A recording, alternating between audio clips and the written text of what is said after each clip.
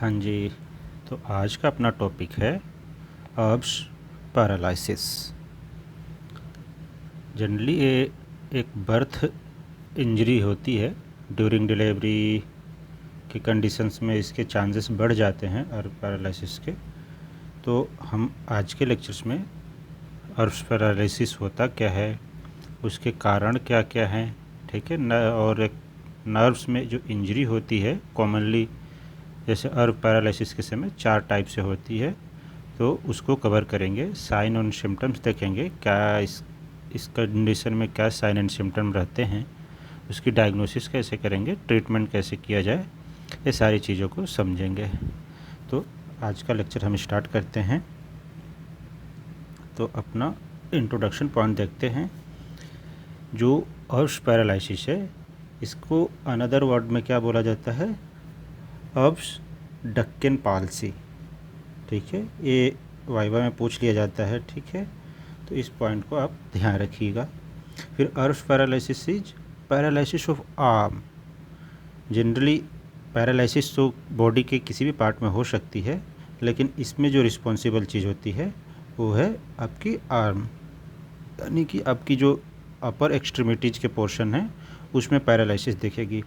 तो आप अनुमान लगा सकते हैं कि यदि पैरालिसिस की कंडीशन है तो नर्व्स इन्वॉल्व होंगी, और नर्व्स यानी अपर आर्म बोला जा रहा है, तो उस साइड की नर्व्स यानी कि ब्रेकियल रीजन्स में जो नर्व सप्लाई होती है वो इन्वॉल्व होगी। तो ब्रेकियल साइड में कौन सी नर्व्स या कौन सी प्लिक्सेस यानी कि बंडल समझ सकते हैं, ठीक, नेटवर्किंग समझ सकते हैं। तो कौन सी प्लिक्सेस इन्वॉल्व होगी, तो ब्रेकियल प्लिक्सेस ऑफ आर्म, ठीक, जो कि सर्वाइकल रीजन से निकलती है और ब्रेकियल पोर्शंस में रीच करती है। तो उसकी जो प्लिक्सेस है उसमें ड्यूरिंग बर्थ या पुलिंग ऑफ हेड, इन सब कंडीशंस के वजह से क्या होगा कि खिंच जाएगी या फिर उसमें इंजरी आएगी। अब इंजरी के कितने टाइप्स हो सकते हैं वो हम देखेंगे। तो इसकी वजह से क्या होता है कि पैरालिसिस ऑफ आर्म, यदि आर्म में पैरालिसिस होती है तो इस कंडीशंस को अपन अर्ब पैरालिसिस बोलते हैं। अब तो ठीक है, लेकिन कौन कौन सी ब्रांच, यदि ब्रेकियल प्लेक्सस बोली जाए तो उसमें एक नंबर ऑफ नर्व्स ज़्यादा इन्वॉल्व रहती हैं। तो कौन सी रूट की ब्रांच जो इन्वॉल्व है, तो उसके लिए है यहाँ पे C5 to T1 यानी कि थोरेसिक 1 तक। लेकिन मेनली अफेक्ट्स कौन होती है, तो अपर ट्रंक C5 एंड C6। ठीक, अब देखिए इंसिडेंस, ब्रेकियल प्लेक्सस के इंसिडेंस क्या हैं, यानी कितने चांसेस होते हैं कि इस डिजीज़ को एक फर्दर एरिया में या जोन में आने की। तो इसकी है पर 1000 लाइफ बर्थ के ऊपर एक बच्चे को अर्ब्स पैरालिसिस होने की संभावना रहती है। तो ये हमारा इंट्रोडक्शन पॉइंट था।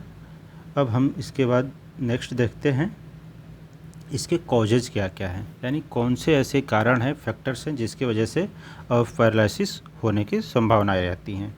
तो सबसे पहला है इसमें बर्थ ट्रॉमा। ये मोस्ट कॉमनली यही मिलता है, बर्थ ट्रॉमा। बर्थ ट्रॉमा के लिए और भी कंडीशंस हैं, ठीक। इसमें एक्सेसिव पुलिंग ऑफ हेड हो जाती है, यानी कि जो मदर की सर्वाइकल रीजन में या तो कंप्लीट डायलिटेशन नहीं हुआ है और हेड इमर्ज हो रहा है, उसको खींच दिया गया, पुल कर दिया गया। तो इसके पुलिंग की वजह से क्या होगा कि इंजरी हो सकती है सर्वाइकल रीजन में, जो भी नर्व्स निकल रही हैं एक्सट्रीमिटीज़ के लिए, तो उसमें डिफेक्ट आ सकता है। तो पहला हो गया birth trauma, excessive pulling of head की वजह से। दूसरा है डिस्टोकिया। अब डिस्टोकिया आप पढ़े होंगे, गायनिकोलॉजिकल वर्ड है। तो डिस्टोकिया में वो भी स्पेशली क्या बताया गया है, शोल्डर डिस्टोकिया, यानी कि शोल्डर फंस जाए और बाकी चीज़ें निकल जाएं और उसके वजह से पुलिंग कर दी जाए तो दिक्कत जाएगी। तो यहाँ पे बताया है कि हेड डिलीवर्ड स्मूथली, ठीक, बच्चे का जो सिर है वो तो इजीली आ गया, but shoulder stuck inside, shoulder फंस गया। तो इसके वजह से क्या होता है कि सर्वाइकल रीजन में या फिर ब्रेकियल रीजन्स में जो नर्व सप्लाई है उसमें पुलिंग इंजरी आएंगी। तो इंजरी आने की वजह से अर्ब्स पैरालिसिस होने की संभावना बढ़ जाती है। तो एक कॉजेज हो गए। फिर एडिशनल रिस्क फैक्टर क्या हैं, तो एडिशनल रिस्क फैक्टर में जैसे कि आपने कोई डिलीवरी के लिए टूल्स यूज कर लिए, यानी कि फोर्सेप यूज किया जाता है, और डिलीवरी के जितने भी इंस्ट्रूमेंट्स हैं उनको आप यूज कर रहे हो तो फोर्सेप डिलीवरी में क्या होता है, इंजरी होने की ज़्यादा संभावनाएं रहती हैं। फिर एक है prolonged second stage of labour. Labour की मुख्यतः तो 3 ही स्टेज बोली जाती है, फर्स्ट, सेकेंड, थर्ड। तो फर्स्ट स्टेज में क्या होता है कि डायलिटेशन ऑफ सर्विक्स होता है, सेकेंड स्टेज में क्या होता है कि मोस्टली डिलीवरी होती है। यदि सेकेंड स्टेज क्या है, यदि प्रोलॉन्ग्ड हो गई, लंबे समय तक बनी रही, तो उसमें क्या होगा, बेबी के ऊपर स्ट्रेस पड़ेगा और हो सकता है कि नर्व में क्या बने, आपके इंजरी कॉज हो सकती है। तो ये चीज़। और अदर फैक्टर्स क्या है कि इन्फेंट की साइज़ बड़ा हो, यानी कि डिस्प्रोपोर्शनेशन की कंडीशन बन रही हो, यानी कि मदर की जो एनाटॉमिकल स्ट्रक्चर है, बेबी का स्ट्रक्चर कुछ बड़ा हो जाए, तो इससे वो बाहर नहीं आएगा, तो हमेशा स्टक इनसाइड रहेगा, तो इसकी वजह से आपको कॉजेज हो सकती हैं। फिर है excessive maternal weight gain. During pregnancy क्या होता है कि मदर का वेट तो बढ़ता है, अब वो एक्सेसिवली बढ़ जाए, जिसकी वजह से क्या होता है कि जो अपनी पोर्शन से डिलीवरी के लिए, तो उसमें दिक्कत जाएंगी। तो ये सब कॉजेज़ हैं जिसकी वजह से अर्व पैरालिसिस हो सकता है। ठीक है। अब नेक्स्ट देखते हैं कि टाइप ऑफ इंजरी अर्व पैरालिसिस के समय किस टाइप की नर्व्स में इंजरी हो सकती हैं। तो यहाँ पे जो इंजरी के मेनली 4 टाइप्स बताए जाते हैं। एक होता है न्यूरोपायरेक्सिया, ठीक है, एक तो न्यूरोपायरेक्सिया, फिर न्यूरोमा की कंडीशन बन सकती है, रप्चर हो सकता है, एल्यूजन हो सकता है। यानी कि देखिए यहाँ पे डायग्राम से काफ़ी कुछ क्लियर होगा। ये तो एकदम नॉर्मल नर्व है जिसमें किसी प्रकार की इंजरी नहीं है, ठीक। तो ये आपकी हो गई नॉर्मल नर्व्स, यानी कि एक सामान्य जो कंडीशन है बेबी यदि अच्छा है तो उसके लिए। अब क्या होती है, एक है कंडीशन आपको न्यूरोपायरेक्सिया की। तो न्यूरोपायरेक्सिया में क्या होता है कि देखिए ये न्यूरोपायरेक्सिया की कंडीशन है, ये भी न्यूरोपायरेक्सिया की कंडीशन है, दो डायग्राम्स है। इसमें क्या होती है कि जो most common type of injury यही रहती है। न्यूरोपायरेक्सिया की जो कंडीशन है, यदि अर्व पैरालिसिस के अंदर देखा जाए तो मोस्ट कॉमन यही मिलती है, क्योंकि जब भी पुलिंग होती है तो न्यूरोपायरेक्सिया की कंडीशन आने की संभावना होती है। बर्निंग पेन, ठीक है, जिस एरिया में ऐसी कंडीशन होती है वहाँ पे बर्निंग सेंसेशन मिलता है और कुछ समय के बाद खुद से रिजॉल्व भी हो जाती है।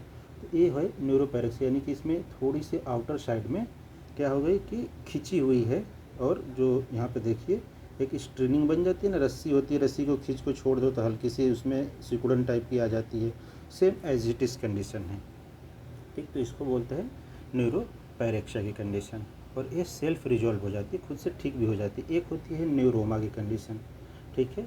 तो ये जो न्यूरोमा की कंडीशन होती है इसमें एक स्कार बन जाता है, एक स्कार टिश्यू बनता है, और जहाँ पे एक्चुअली इंजरी साइट होती है वहाँ पे स्कार टिश्यू बनता है, जिसकी वजह से क्या होता है कि स्ट्रेच, ठीक है, स्ट्रेच आउट द नर्व।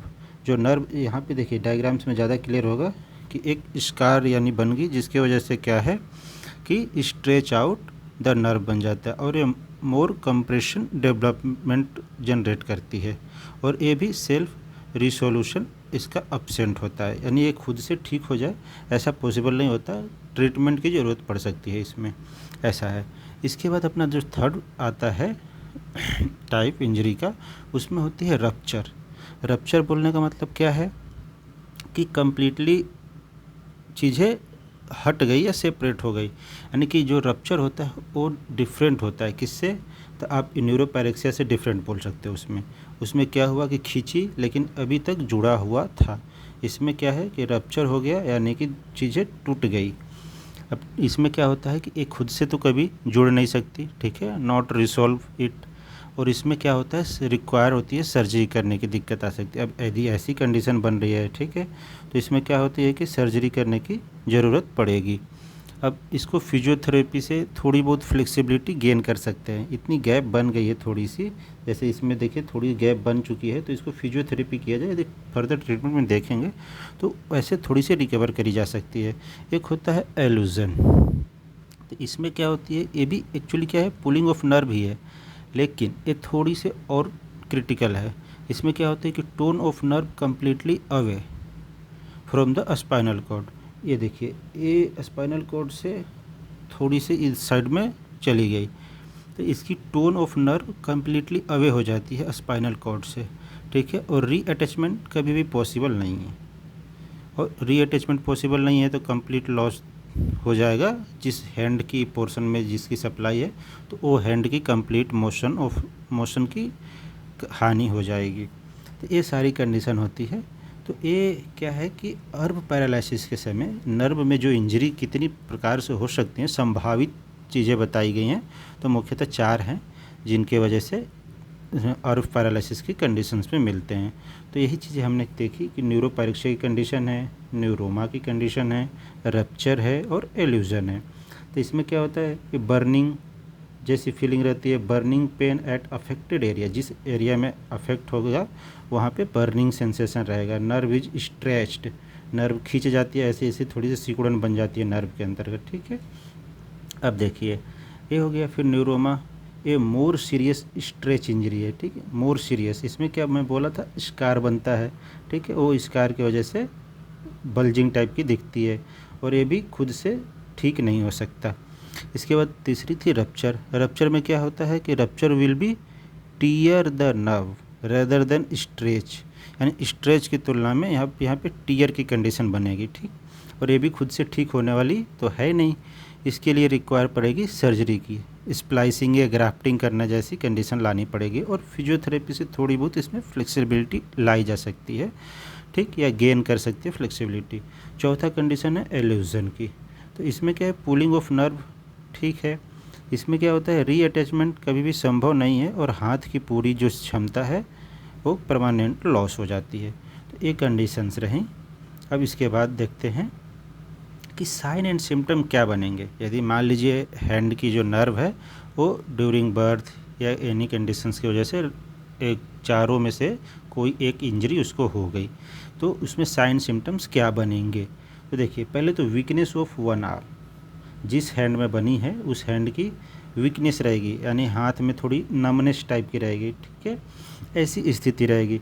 और लिमिटेड मोशन, ठीक है, हाथ जो है उसमें पूरी एक होती ना, अपना क्या करते हैं, टोटल हैंड को रोटेट करते हैं, एक्सटेंड कर सकते हैं, ठीक है, फ्लेक्स कर सकते हैं, 180 डिग्री पर रोटेट कर सकते हैं, ये सारी स्थितियाँ बनती हैं। तो लेकिन यदि ऐसी स्थिति है, उसमें कंडीशन है, तो उसमें क्या होगी, लिमिटेड मोशन होगी, ठीक है, बाइसेप्स का, एल्बो का, फोर आर्म का, ऐसी चीज़ें। और एक चीज़ें होती है कि वेटर टिप, ऐसी कंडीशन होती है कि हाथ आपका साइड वे टाइप का मुड़ जाता है, ठीक है, जिसके वजह से वेटर टिप की जो सुपिनिएटर मसल होती है ना, उसमें पैरालिसिस हो जाता है, तो उसकी वजह से वेटर टिप की कंडीशन बन जाती है। इसके बाद क्या है कि arm Hanks by the side and rotate inward. अब जो हाथ की पोजीशन है, जैसे इनवर्ड बोलने का मतलब बॉडी आपकी इधर है, आपका ए बॉडी हो गया, ए आपका हाथ हो गया, तो हाथ यदि आउटवर्ड रोटेट होने का मतलब इधर साइड, इनवर्ट रोटेट होने का मतलब अंदर साइड, ठीक है, तो इनवर्ट रोटेट हो जाती है और हाथ जो होती है साइड में लटकी रहती है, यानी उसमें क्या है कि वीकनेस रहेगी, यानी कि हाथ में उतना बल नहीं रहेगा और हाथ हैंग्ड रहेगी, लटकी हुई रहेगी, ठीक है। एक अपना जो सामान्य हाथ होता है वो भी साइड में लटका रहता है, लेकिन उसमें बल होती है तो एक अलग इमेज बनता है, ठीक है। यदि आप डायग्राम्स के थ्रू देखना चाहें तो उसमें ज़्यादा क्लियर होगा। जिसके पैरालिसिस वाले जो पेशेंट होते हैं उसके हाथ को देखिए तो उसकी हाथ लटका रहता है, ठीक है, जैसे कि उसमें कोई बल ना हो, तो वैसी कंडीशन। अब आती है कि ग्रिप स्ट्रेंज भी कम रहेगी, बल ही नहीं है हाथ में तो ग्रिप कहाँ से बना पाएगा, ठीक। फिर नमनेस ऑफ आर्म, और फिर क्या है कि टोटल पैरालिसिस ऑफ आर्म भी हो सकता है, पार्शियली या टोटल, वो डिपेंड करता है कि किस टाइप की इंजरी हुई है, ठीक है। यदि रप्चर है, एलूजन है तो वो थोड़ी सी ज़्यादा है, ठीक है। यदि बस थोड़ी बहुत है तब तो ठीक है, वो तो फिजियोथेरेपी के द्वारा या फर्दर ट्रीटमेंट के द्वारा ठीक करी जा सकती है। तो ये डिपेंड करता है कि पार्शली होगा या टोटल होगा। इसके बाद आपका डायग्नोसिस देखते हैं कि हम कैसे पता कर सकते हैं। तो फिजिकल एग्जामिनेशन के थ्रू, पहले तो फिजिकल एग्जामिनेशन ही है, उसके थ्रू आप देख सकते हो। जैसे इसमें फिजिकल एग्जामिनेशन में वेटर टिप के लिए बता रखा है कि सुपिनेटर जो मसल होती है इसके पैरालिसिस की वजह से वेटर टिप बनता है, और इसको में क्या होता है कि प्रोनेशन ऑफ फोर आर्म समाप्त हो जाती है, ठीक है। सुपिनेशन, प्रोनेशन आप समझ रहे हैं ना, हाथ को अप डाउन करना, सुपिनेशन प्रोनेशन की वजह से वेगर्स बोलते हैं, भीख मांग सकते हैं लोग, वो कंडीशन होती है। इसके बाद है मेडिकल हिस्ट्री। तो मेडिकल हिस्ट्री भी आप उसके करिएगा तब जाके आप डायग्नोस कर सकते हो। मेडिकल हिस्ट्री इतनी कि फैमिली से रिलेटेड है क्या कुछ, यदि पेरेंटल हिस्ट्री में रहा हो तो हो सकता है। फिर नर्व कंडक्शन स्टडी, यदि नर्व कंडक्शन की स्टडी करी जाए तो हम डायग्नोस कर सकते हैं कि हाँ इसको अब पैरालिसिस की संभावनाएं हैं। एमआरआई करिए, उसमें क्लियर कट दिख जाएगा। तो एक सब डायग्नोसिस के टेक्निक्स हो गए। इसके बाद अपन ट्रीटमेंट पे चलते हैं। तो ट्रीटमेंट में एक तो ग्राफ्टिंग होती है, यदि चीज़ें टूट गई हैं, बीच में गैप आ गई है, तो ग्राफ्टिंग से प्रॉब्लम सॉल्व आउट हो सकता है। फिजियोथेरेपी कराइए, ऑक्यूपेशनल थेरेपी करा सकते हैं, और कॉर्टिकोस्टेरॉइड्स, ठीक है, कॉर्टिकोस्टेरॉइड्स का काफ़ी इफेक्ट होता है फेशियल पैरालिसिस के अंतर्गत। 90% फेशियल पैरालिसिस में कवर हो जाती है, यानी कि अप टू 6 मंथ के अंतर्गत ही ना यदि स्टेरॉइड्स का यूज करते हैं तो कॉर्टिकोस्टेरॉइड, तो उसमें रिकवर होने की संभावना रहती है। एनाल जैसे कि यदि पेन की कंडीशन है, दर्द की, तो सर्जरी भी कर सकते हैं अपन। और जैसे सर्जरी के लिए बता रखा है कि indicate is a more severe type of ऑर्ब paralysis, ठीक है, बिफोर चाइल्ड 6 मंथ से पहले की समय में यदि किया जाए तो संभावना है कि हम उसे बच्चे को रिकवर कर लें, ठीक है। यंग चिल्ड्रन की कंडीशन से बता रखा है। तो ऐसे करके फर्दर अपनी ट्रीटमेंट कवर हुआ, ठीक है। तो आज के क्लास में हम अब पैरालिसिस को कवर किए। नेक्स्ट अपन फेशियल पैरालिसिस और अदर चीज़ें देखेंगे। तो आज के लिए इतना काफ़ी है। ओके, धन्यवाद। कोई भी यदि डाउट्स है तो आप कमेंट सेक्शन में ज़रूर पूछें, वहाँ पे आपका समस्याओं का समाधान ज़रूर किया जाएगा। धन्यवाद।